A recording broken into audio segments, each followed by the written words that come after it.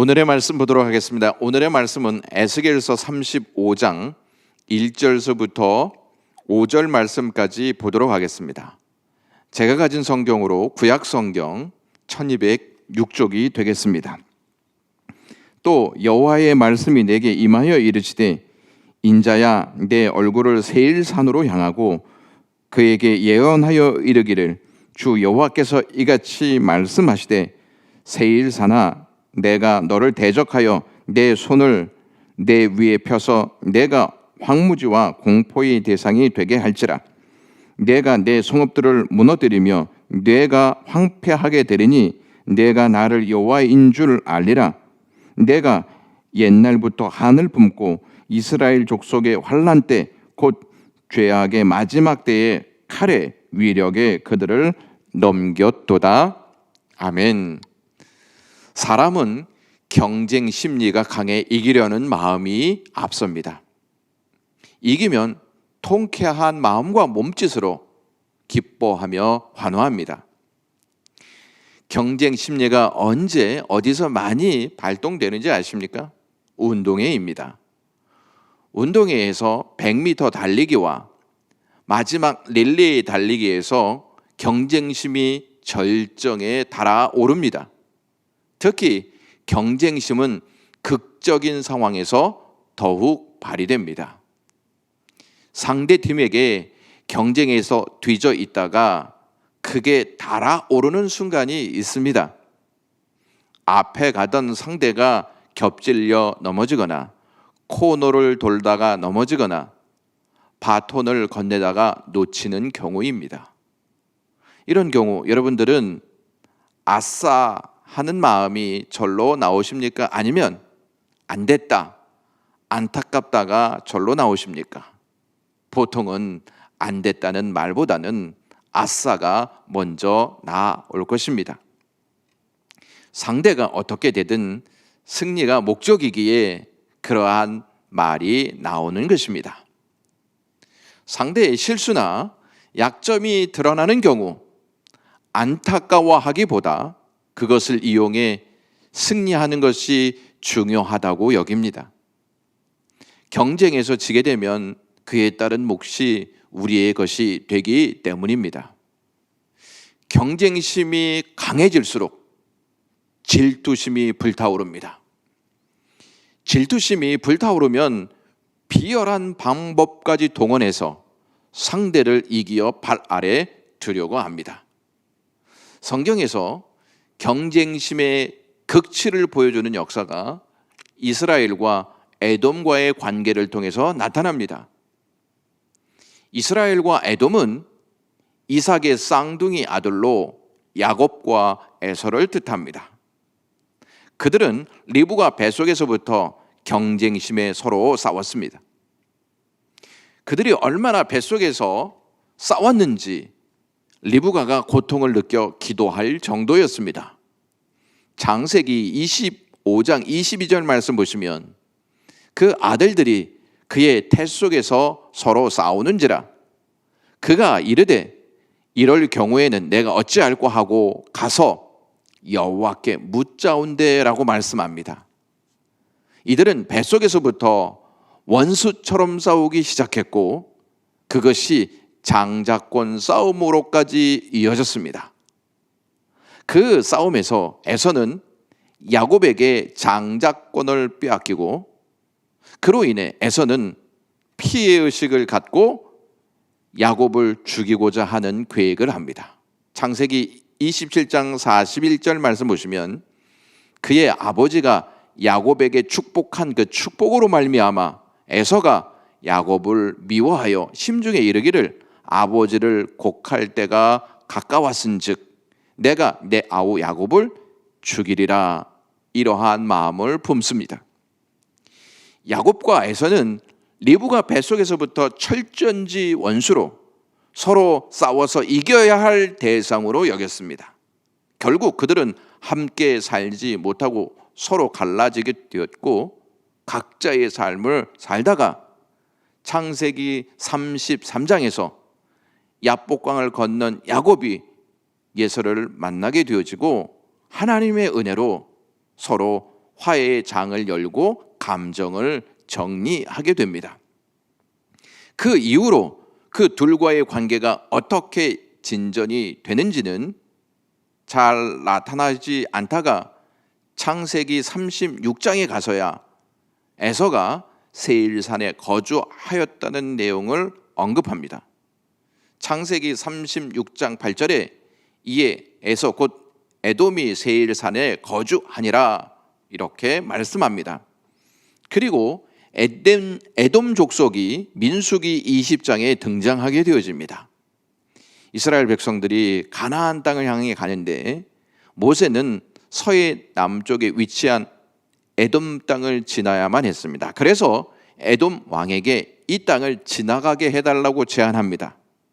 하지만 에돔 왕은 그들의 제안을 받아들이지 않고 거절하게 됩니다. 에돔 왕의 거절에도 불구하고 이스라엘이 행군을 재개하자 에돔 왕은 군대를 소집하여서 강한 무력으로 이스라엘의 진입을 막습니다.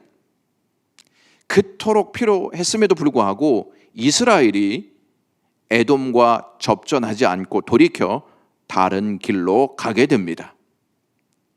야곱과 에서의 경쟁심은 태중에서부터 시작되어 질투심으로 발전하게 됩니다. 더 나아가 에돔은 이스라엘에게 길을 열어주지 않고 막습니다. 이는 용납하지 않겠다는 자세입니다. 경쟁 관계는 질투로 이어지고 질투는 포용하거나 상대가 순수히 그 길을 갈 수 있도록 도움을 주지 않습니다. 오히려 그들의 필요와 그들의 길을 막고 힘을 사용해서 밀어냅니다. 오늘 본문 말씀을 잘 보시면 하나님께서 에스겔 선지자를 통해서 세일산을 심판하겠다 하는 내용이 나옵니다. 2절 말씀 보시면 세일산아 내가 너를 대적하여 내 손을 내 위에 펴서 내가 황무지와 공포의 대상이 되게 할지라 이렇게 말씀하십니다. 여기서 하나님이 지칭하신 세일은 에돔 족속으로 에서의 후손들을 가르칩니다. 세일이라는 이 단어는요, 털이 있는 혹은 털이 덥수룩한이라는 의미를 가지고 있습니다. 여러분도 잘 알다시피 에서는 온몸에 털이 많은 사람이었습니다. 그래서 에돔의 큰 산을 조상 에서를 기념하여 세일산이라 부른 듯 합니다. 에서와 야곱은 야뽕 나루토에서 서로 쌓였던 복수와 열등감의 감정을 훌훌 털어버리고 끝낸 것이 아니었습니다. 에돔 족속은 계속해서 이스라엘을 경쟁 상대로 생각하고 피해망상과 열등감으로 적대시했습니다. 이스라엘이 늘 자신들의 삶과 앞길을 가로막는 걸림돌로 생각했기 때문에 이스라엘을 밉상으로 여겼고 빨리 망했으면 좋겠다 하는 생각으로 그들의 망함을 기다리고 있었습니다. 망하면 이스라엘의 땅 가나안이 자신의 땅이 될 것이라고 생각했습니다. 그들의 간절한 바람대로 유다가 바벨론에 의해 멸망되게 됩니다. 그들은 유다에 대한 한을 품고 있다가 유다가 멸망하자 쌤통이다, 잘됐다 이러한 생각으로 그들을 칼의 위력에 넘겨버립니다. 5절 말씀 보시면 내가 옛날부터 한을 품고 이스라엘 족속의 환난 때 곧 죄악의 마지막 때에 칼의 위력에 그들을 넘겼도다 이렇게 말씀합니다.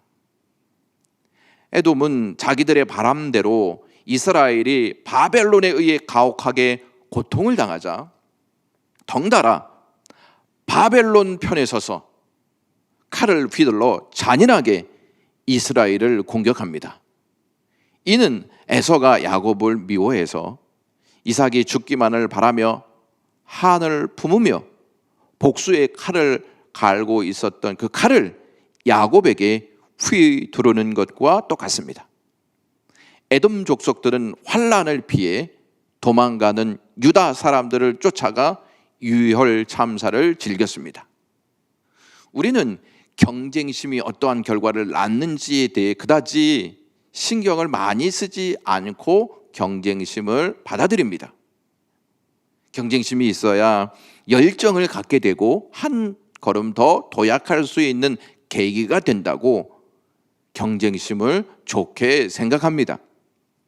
그러나 경쟁심은 우리가 생각하는 그런 이상적인 것으로 진행되지 않습니다. 경쟁심은 질투심으로 발전해 지거나 피해를 입게 되면 그것이 한으로 남게 되어 복수극으로 이어지는 경우가 많습니다.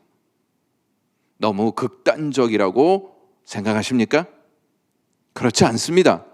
죄는 별 생각 없이 생활에서 통용되고 있는 것을 이용해 극단적으로 몰아가 우리를 비참하게 만드는 사실을 그것을 잊어서는 안 될 것입니다. 그런 에돔을 하나님께서 심판하시겠다 이렇게 말씀하시면서 3절에 황무지와 공포의 대상이 될 것이다 이렇게 말씀하십니다. 하나님이 이렇게 에돔 족속을 심판하시는 이유는 하나님과 이스라엘의 조상 아브라함과 약속한 내용이 있었기 때문이었습니다. 창세기 12장 2절 보시면 너를 저주하는 자를 내가 저주하겠다 이렇게 말씀하십니다. 하나님이 그들을 황무지와 공포의 대상이 될 것이다 이렇게 말씀하신 이 내용이 가증한 일로 이스라엘 백성이 하나님을 분노케 만듭니다. 그래서 하나님이 이 이스라엘 백성들을 어떻게 심판하실지에 대해서 에스겔서 33장 29절에 이렇게 말씀합니다. 내가 그들이 행한 모든 가증한 일로 말미암아 그 땅을 황무지와 공포의 대상이 되게 하며 그때 내가 여호와인 줄 그들이 알리라 하라 이렇게 말씀하시는 내용입니다. 그러니까 하나님의 심판으로 이스라엘 땅이 황무지와 불무지가 된 것처럼 이스라엘을 경쟁의 대상으로 여기고 그들을 저주했던 에돔 땅도 마찬가지로 황무지와 불무지가 되게 하시겠다는 말씀입니다. 이를 통해 에돔은 여호와를 알게 된다 이렇게 하나님이 말씀하십니다. 여기서 우리의 모습을 보게 될 수 있지 않습니까? 우리는 맞고 나서야 우리의 잘못을 알고 하나님을 알게 됩니다. 지혜로운 자녀는 맞기 전에 잘못을 깨닫고 시인하죠. 그리고 하나님 잘못했습니다 이러한 고백을 합니다. 혹시 우리도 경쟁심과 질투심으로 일관해서 우리의 형제와 우리의 이웃을 대하고 있지는 않은지 생각해 보아야 할 것입니다. 저 사람은 나보다 실력이 못한데 왜 나보다 더 인정을 받고 잘 되지 하는 마음이 있지는 않습니까? 또는 밉상이라고 여겼던 경쟁 상대가 일이 잘 안 되고 고통을 당할 때 혹시 아싸 하신 적은 없습니까? 또는 우리 자신에게 아픔을 주었던 경쟁 상대가 상황이 안 좋아져서 쓰러져 아파하고 있는 모습을 보면 쌤통이다, 너도 한번 당해봐 하는 마음으로 그들을 대한 적이 없으십니까? 에돔과 야곱의 관계는 여기에서 끝나지 않고 계속됩니다. 에돔에 대한 심판을 오바댜 선지자와 말라기 선지자가 합니다. 그리고 에돔 족속은 예수 그리스도를 대적하는 가문으로 등장합니다.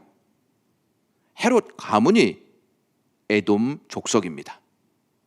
헤롯 가문은 예수님과 세례 요한 그리고 예수님의 제자들을 계속 대적해서 박해하기까지 이릅니다. 헤롯은 예수 그리스도가 왕으로 오셨다는 사실 앞에 분을 내어서 2살 이하의 모든 아이들을 다 죽여버립니다. 예수님은 어쩔 수 없이 예루살렘 이 땅을 피하고 이 이스라엘 땅을 피해서 애굽으로 피신하기에 이르십니다. 예수님은 경쟁심으로 인한 질투로 가득한 이 땅에 오셔서 헤롯과 종교 지도자들 그리고 빌라도에 의해 십자가에 달려 죽으셨습니다. 예수님은 그들 앞에서 침묵하시고 아무런 힘도 사용하지 않으셨습니다. 왜냐하면 예수님은 그들과 경쟁하러 오신 분이 아니시고 우리를 구원하기 위해 오셨기 때문에 침묵하시고 순수히 십자가에 달려 돌아가셨던 것입니다. 그 십자가의 은혜로 우리 안에 있는 경쟁심, 질투심으로 살아가지 않고 사랑으로 살아갈 수 있게 하나님께서 은혜를 베푸셨습니다. 예수님은 우리를 대적하는 원수까지 사랑하게 하셨습니다. 복음은 예수님의 사랑은 경쟁의 대상을 구원의 대상으로 바꾸는 능력이 있습니다. 기도하겠습니다. 고마우신 주님 감사합니다. 오늘도 이 본문의 말씀을 통해서 경쟁 상대를 구원의 대상으로 바꾸어 주시는 은혜를 깨닫게 하셔서 감사합니다. 늘 경쟁 상대를 구원의 대상으로 보고 하나님의 영광을 드러낼 수 있는 저희들의 삶 되게 하시고 영광교회 모든 식구들 가운데 하나님의 은혜가 충만히 임하도록 도우시옵소서. 예수님의 이름으로 기도드리옵나이다. 아멘.